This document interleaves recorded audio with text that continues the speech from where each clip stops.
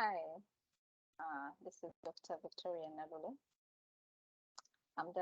This is Dr. Victoria Nalule. I'm the CEO of Nalule Energy and Mining Consultancy, an international consulting firm.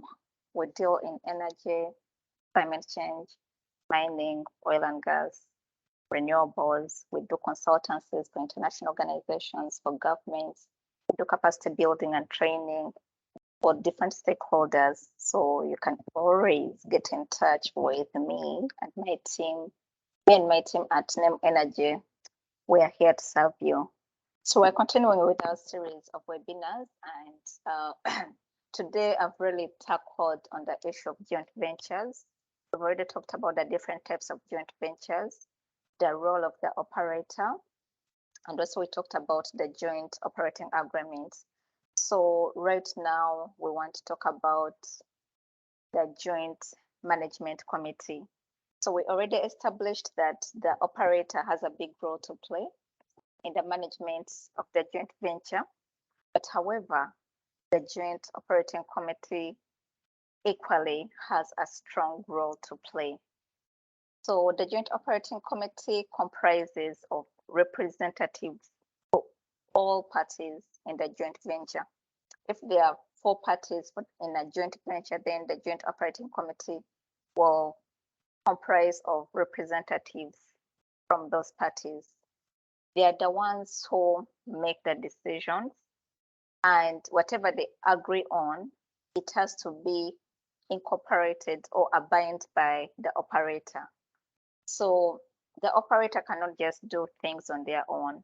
They have to follow the decisions from the joint operating committee, the decisions and the guidance from the joint operating committee. So let me just share 2 slides to help you understand the role of the joint operating committee. So like I've already mentioned, they have the power to control and manage the activities of the joint venture. So everything that has to be done, the joint operating committee has to agree on that. And then also, I've already mentioned that it consists of parties. It consists of different parties who comprise the joint venture. So in this sample joint operating agreement, we see the joint operating committee as a crucial part of a joint venture. First, it should have, if we look at this sample, the committee should have like a chairman. And in this sample, we see under Article 1 that the operator shall be the chairman of the joint operating committee. And then the management committee is the supreme body of the joint venture.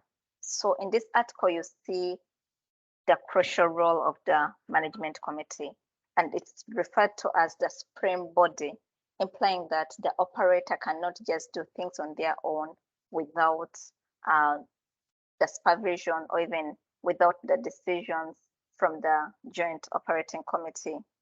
And if we proceed, we see that the management committee shall have the key role in the joint venture's strategy process, focusing on goals, the choice of direction, and the monitoring of activities. So the joint operating committee also gives the overall strategy and direction of the joint venture. And it also has the roles of monitoring and supervising the activities of the operator.